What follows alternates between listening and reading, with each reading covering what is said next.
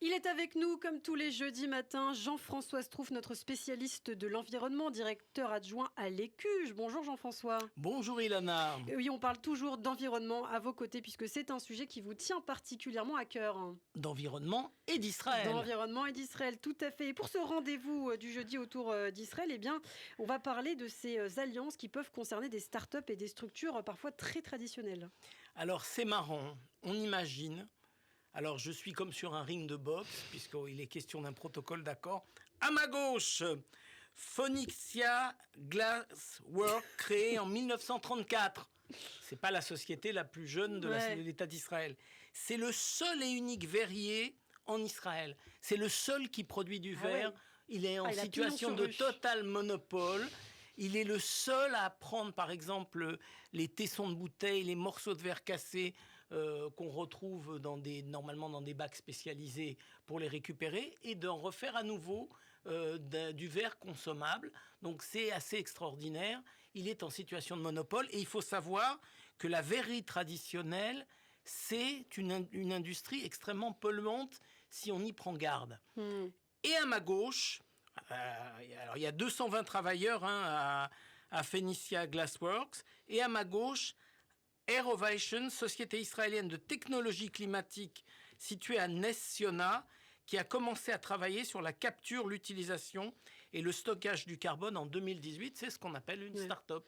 Donc une association entre quelque chose de très traditionnel et une start-up. Alors au milieu, un protocole d'accord, justement. Qu'est-ce qui a encouragé ce type d'accord de protocole ? Alors il y a eu une vraie prise de conscience de cette nécessité. Un peu plus tôt cette année, Israël a approuvé son premier projet de loi sur le climat qui vise à réduire considérablement les émissions de CO2 dans les décennies à venir.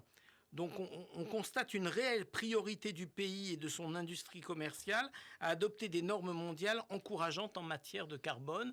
Donc c'est ça qui a poussé les partenariats. Il y a eu un vrai effort gouvernemental pour créer des partenariats. Et sur quoi porte le protocole d'accord alors ? Alors le verrier historique d'Israël change son processus de fabrication en se servant des déchets qu'elle produit elle-même dans le processus de fabrication du verre pour les réinjecter dans de nouvelles productions. C'est-à-dire que c'est quelque chose d'assez incroyable quand même. Un formidable modèle d'économie circulaire. C'est ce qu'on appelle de l'économie circulaire. Ilana, vous avez tout à fait raison. On a des gens qui récupèrent leurs propres déchets et en font à nouveau le matériau dont ils ont besoin.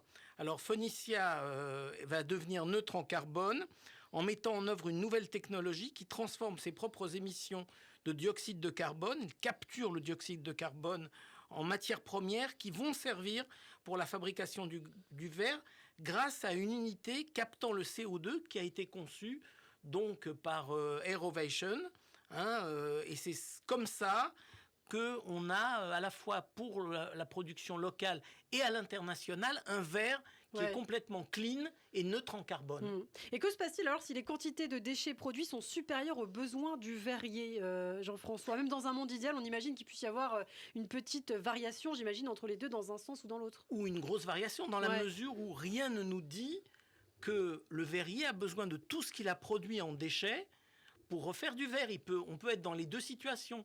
Soit avoir besoin de compléter la matière première, ça c'est un premier cas, soit avoir trop de déchets dont il n'a pas besoin. Eh bien, c'est à nouveau réinjecté dans la production locale de différentes autres entreprises. C'est l'importance d'avoir une start-up innovante qui est capable d'adapter ces déchets produits par le verrier à d'autres types d'industries.